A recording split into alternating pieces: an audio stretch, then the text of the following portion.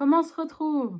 Aujourd'hui, vidéo particulière, on va parler de beauté de cheveux, mais surtout de beauté des cheveux. Je vais vous dire comment j'ai sauvé les miens après des années à les torturer et après avoir essayé plusieurs choses, mais une étant la meilleure. En transition, je vais d'abord vous parler de mon passé dans le domaine capillaire. Là, ils sont mouillés encore. Comme vous le voyez, j'ai les cheveux bouclés. Ils sont parfois un peu plus ondulés, un peu plus bouclés, genre des boucles plus serrées, ça dépend. Voilà, ils vivent, hein. Quand j'étais petite, bah forcément, je les avais aussi, les cheveux bouclés. Sauf que je savais pas en prendre soin et ma mère non plus ne savait pas comment s'occuper de cheveux bouclés parce que elle aussi les a, mais un peu plus ondulés. Ses boucles sont beaucoup moins serrées que les miennes. Et donc, ça faisait moins moche quand on les brossait. Et du coup, ouais, j'ai grandi, on me brossait tout le temps les cheveux, tous les jours. Si vous avez les cheveux bouclés, vous savez que c'est exactement ce qu'il faut pas faire. Du coup, ça faisait énorme, ça faisait Dora l'exploratrice. C'était pas beau et ça abîmait tellement mes cheveux que j'avais genre 1 centimètre bien de cheveux abîmés ici. Au collège, ça a continué parce que du coup, j'avais pas appris à m'en occuper. Et surtout, j'avais honte de mes boucles parce que la seule fois où j'avais voulu me faire des boucles naturelles avec des Big D, on n'arrêtait pas de se moquer de moi. Genre gentiment, tu vois, c'était ma famille, c'était mes parents, genre en mode ils rigolaient parce que ça rebondissait, etc. Sauf que moi, j'aimais pas. J'aimais pas qu'on me taquine parce que pour moi, c'était pas de la taquinerie, c'était vraiment qu'on se moque. J'avais déjà vraiment pas confiance en moi à l'époque. Au collège, j'ai continué à les brosser tous les jours. Soit je les lissais, soit je les attachais en queue de cheval. C'était vraiment moche parce que ça faisait énorme, ça faisait abîmer. En 5e, j'ai commencé les décolorations.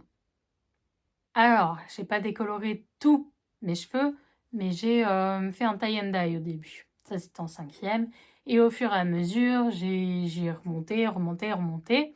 Et je faisais aussi des couleurs, des couleurs quoi, du violet, du rouge, encore du violet, encore du violet. Je suis arrivée au lycée et pareil, toujours la même sale habitude. En seconde, je continuais à les brosser tout le temps et à me les attacher. Première, je les lissais tout le temps jusqu'à ce que je fasse une coloration permanente. Et la coloration permanente, elle, m'a complètement dénaturalisé mon cheveu. C'est-à-dire que j'avais plus les cheveux bouclés, ils étaient ondulés, mais avec toutes les décolorations que j'avais fait, en fait mes cheveux étaient morts quoi. Ils étaient morts, je leur faisais des soins et tout, mais c'était élastique. C'était vraiment, il y avait une fois où j'avais décoloré vraiment super haut, j'étais entièrement blonde. C'était en seconde, ouais. Et vraiment, ça a tiré, quoi. Élastique, donc super mauvais. Plus permanente, toujours colorée. Je fais du rouge, j'essaye du violet, mais ça tient pas. Parce que en plus, le pire, c'est que moi, mes cheveux, ils supportent pas. Enfin, c'est pas qu'ils supportent pas, mais ça tient pas, la couleur. Ça ne tient pas. Donc, je les faisais pour rien, à part pour abîmer mes cheveux. Et pour faire de belles photos le jour même. Et encore, parce que sur mes photos, ça se voyait même pas. J'ai fait une coloration qui décolore. Donc, c'était pas une décoloration, mais c'était une couleur qui rend plus clair les cheveux. Et du coup, j'ai été rousse pendant un moment. Ça a été la couleur que j'ai préférée. Vraiment, j'ai adoré mon era rousse. Parce qu'en plus, quand j'étais petite, mes cheveux étaient beaucoup plus clairs et donc étaient pas mal, tiraient pas mal sur le roux. Et franchement, j'étais contente, tout ça, ça rendait super bien. Non, je suis brune, hein, ça se voit, c'est ma couleur naturelle. Terminale, j'ai continué les couleurs, j'ai continué, hein. Je l'ai lissé plus tant que ça. C'était très, très, très rare. 1 an après où j'ai repris. Enfin, pas 1 an, mais genre le novembre de l'année d'après. C'est la dernière fois, je crois, que je me suis lissé les cheveux. C'était pour l'anniversaire de quelqu'un. Que pendant les vacances d'été, j'avais les cheveux morts. On était déjà rendu compte et je savais que là, faudrait que je les coupe à un moment. Je continue à peu près tous ces trucs-là. Et en mai, ça faisait déjà un moment que je supportais plus mes cheveux. Enfin, que je supportais plus... je voulais des cheveux en bonne santé, je voulais des cheveux longs. Et pour ça, je savais qu'il fallait que je passe par couper. Mais couper, pas là, quoi.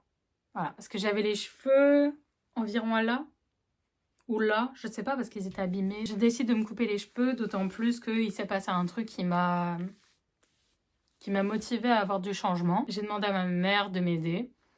J'ai attaché en queue de cheval mes cheveux et j'ai coupé tout ce qui dépassait de la queue de cheval. C'était horrible. Sur certaines photos, ça va parce que je prends la pose et parce que voilà. Mais j'ai un visage très rond. Et moi, ça me complexait du coup qu'on voit tout mon visage parce que c'était bien... j'avais plus de longueur pour cacher, hein, pas pour cacher, mais pour dessiner le visage. Là, on voyait tout, on voyait mes... Ah bah, je pouvais pas faire autrement, en fait. J'ai essayé de porter une wig, mais je supporte pas, parce qu'en plus, j'ai de la dermatite, donc je supporte pas casquette, foulard, chapeau, tout ça. Je supporte pas avoir quelque chose sur la tête autre que mes cheveux. Là, du coup, je coupe tout et je me dis, c'est fini les conneries, quoi. Je coupe pour avoir des cheveux en bonne santé. Donc, je refais plus de couleurs, je me lisse plus jamais les cheveux, je mets plus de chaleur, je mets plus de produits bizarres. Je mets que des trucs super bons pour les cheveux, quoi. J'en prends soin. Et du coup, je suis désolée de vous le dire, mais si vous êtes venu ici pour avoir des conseils, eh ben, le meilleur conseil, c'est de repartir à zéro. Je vous dis pas de vous raser, hein, parce que moi, quand même, c'est ce que je voulais faire au début. Ma mère m'a... Et en fait, elle a eu raison, parce que clairement, j'en ai pas eu besoin pour récupérer des cheveux en bonne santé et récupérer ma texture. Parce que du coup, que je ne connaissais même pas, je ne savais même pas comment étaient mes boucles. Ça poussait avec le temps, j'ai appris à en prendre soin, j'ai appris à dessiner mes boucles, à prendre soin de mes boucles. Et j'ai appris tout simplement à quoi ressemblaient vraiment mes cheveux, tout simplement. Je vais vous expliquer un peu ce que je fais sur une semaine pour mes cheveux. Mais je précise bien que c'est une routine de cheveux bouclés. Alors, elle est différente que tout ce que vous pouvez voir sur TikTok, etc. Parce que les trop longues routines, moi, ça me pète là, voilà. Mais en gros, si vous avez les cheveux raides, ne prenez pas tout, quoi. Parce que ça va pas forcément vous convenir. J'ai commencé par contrôler les shampoings, voir lequel était le meilleur. Au début, on a commencé par prendre... parce que du coup, mon père m'a acheté les shampoings. Et donc, on a commencé par remplacer les shampoings adultes par des shampoings enfants. Parce qu'ils sont moins agressifs. Voilà. Alors, c'était très bon pour eux. Ça les a gardés hydratés, etc. Mais par contre, ça ressemblait à rien.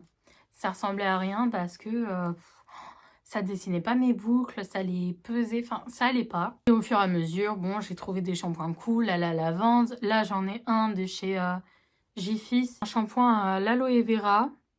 Voilà, dermatologique, marqué. Et à partir de 3 ans, il est pas mal. Moi, je l'aime bien. Il assèche pas mes cheveux. Il nettoie plutôt bien. J'ai pas les cheveux gras. Enfin, tranquille. Et après... Alors ça, c'est un tout nouveau. C'est un que j'ai trouvé à Action parce que je veux pas mettre non plus des 1000 et des 100 dans ma routine. Et franchement, bah, ça marche. C'est du coup un après-shampoing pour cheveux bouclés frisés. Top. Juste avant, j'en avais un autre de Action qui était très très bien aussi. Donc là, j'essaye celui-là. Je l'ai essayé une fois, il est pas mal. Donc pourquoi je me lave une fois par semaine les cheveux? Moi, c'est le vendredi, déjà. Pourquoi une fois par semaine, pas plus, pas moins? Alors moi, c'est uniquement... Déjà, je ne veux pas faire une fois tous les 2 semaines, alors que je pourrais, parce que je graisse pas rapidement des cheveux. C'est simplement parce que ça me stresserait, voilà. J'ai envie d'avoir au moins une fois par semaine pour le plaisir que c'est de me laver les cheveux, parce que j'aime ça. J'aime prendre soin de mes cheveux, j'aime leur faire des bains, etc. Et donc, pourquoi pas plus dans la semaine? Tout simplement parce que j'en ai pas besoin.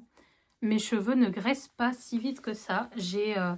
En temps normal, j'ai pas mal de sébum à cause de la dermatite, mais quand tu la régules, bah ça va. Et comme j'ai les cheveux bouclés, ça vous le savez peut-être pas, pourquoi vous, filles, garçons, peu importe, personne aux cheveux lisses, vous avez tendance à avoir les cheveux plus gras que des personnes aux cheveux bien bouclés?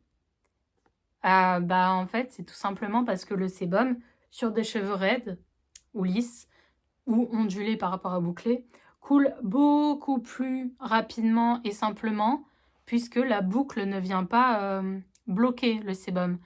Alors que quand on a du coup les cheveux bouclés, ça bloque un peu, ça ralentit. Et du coup, c'est aussi pour ça Pourquoi quand vous vous attachez les cheveux? Simplement parce que ça coule moins. Voilà. Donc non, si vous avez les cheveux qui graissent rapidement, vous pouvez, normalement, vous les laver comme d'habitude, ça ne va pas les abîmer, puisque de toute façon, c'est un shampoing. Le shampoing, à part si tu le laisses poser comme un après-shampoing, ça ne te fait rien, hein. Ça vient juste laver.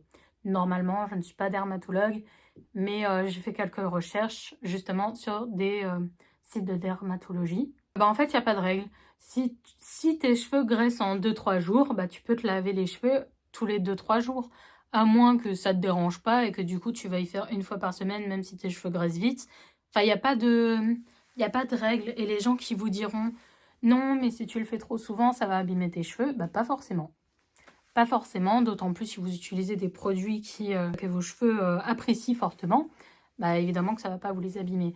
Donc en fait, personne n'a la parole pure et dure. Et surtout, on n'a pas tous les mêmes besoins. On n'a pas tous le même sébum. Enfin bref. Et du coup, quand même, le vendredi, avant le shampoing, je me fais soit un bain d'huile, soit un masque. Le bain d'huile, c'est le plus évident parce que du coup, tu mets que des huiles. Du coup, t'as pas peur de foutre de la merde dans ton masque. Parce que le problème avec les masques, c'est que faut bien, si tu le fais toi-même, faut bien doser parce qu'en 2 jours, il est plus bon. Et dans les masques tout faits des supermarchés, moi, j'aime pas parce qu'il y a énormément de produits que je connais pas et j'ai peur de faire une bêtise.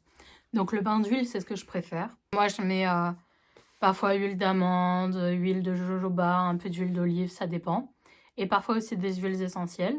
Et sur mon crâne, du coup, je mets des huiles qui sont OK avec la dermatite et la pousse des cheveux, parce que du coup, mon but, c'est quand même de me faire pousser les cheveux. Comme ça que j'ai sauvé mes cheveux. J'ai aussi changé mon alimentation. J'ai arrêté de boire de l'alcool parce que c'est pas bon pour la pousse et ça abîme le cheveu apparemment. J'ai fait une liste de tout ce qui était bon pour la pousse des cheveux, mais ça, vous n'êtes pas obligé, hein. C'est juste moi, ça me fait plaisir. Par exemple, le jaune d'œuf, on dit que c'est bon d'en manger pour les cheveux. J'en mange. Mais j'aime ça, donc ça me dérange pas. Les épinards, pareil, tout ça. Pour la pousse des cheveux, j'ai essayé plusieurs choses. J'ai essayé l'eau de romarin. Alors ça marchait bien au début. Mais l'eau de romarin, j'ai l'impression que ça m'agresse mon cuir chevelu. Et que du coup, par rapport à la dermatite, c'est pas bon pour moi. Par contre, l'huile essentielle de romarin, ça va. Mais du coup, c'est beaucoup plus cher, hein, donc je vous conseille pas. À moins que vous soyez très riche. J'ai essayé le zinc, mais sans faire exprès. C'est parce qu'à la base, je le prends pour l'acné. Parce que j'ai des bonnes poussées d'acné sinon. Et quand je prends du zinc, il n'y en a pas. Et visiblement, le zinc aussi, ça accélère la pousse des cheveux. Donc du zinc, c'est pas d'un médicament, c'est un complément alimentaire. Vous pouvez vous en prendre en libre service, je crois qu'on dit. Le seul truc, c'est que pareil, les compléments alimentaires, de temps en temps, ça va, ça coûte pas trop cher, mais si vous en prenez vraiment à la suite, ça commence à se voir sur le porte-monnaie, je vous mens pas. Il n'y a pas un jour où je ne regrette pas d'avoir coupé mes cheveux et d'en prendre soin aujourd'hui et de ne pas les lisser, de ne pas faire de couleurs. Quand je dis ça, je vous incite pas à me suivre forcément, hein. Vous êtes là pour des conseils, pas des ordres. Et vous pouvez très bien vous lisser les cheveux, mettre un produit protecteur avant sans que ça les abîme. Moi, c'est juste que mes cheveux sont extrêmement fragiles et que du coup, j'ai pas envie de jouer avec le feu. Je regrette pas, même s'il y a des jours où je suis tentée parce que c'est une galère à... C'est relou, ça prend du temps de s'occuper de ses cheveux quand on a les cheveux bouclés. Donc, il y a des fois où j'ai juste envie de me faire un lissage pour être tranquille et ne pouvoir respirer sans avoir des cheveux qui me rentrent dedans ou qui m'étouffent. Des fois aussi où je me dis, tiens, quand même, j'aimerais bien me faire soit une mèche décolorée derrière, soit du roux, etc. Mais non. Non, je le fais pas parce que je les ai pas coupés et j'en ai pas passé des mois et des semaines à pas supporter ma tête parce que vraiment c'était compliqué. J'ai pas aimé du tout, moi, avoir les cheveux courts.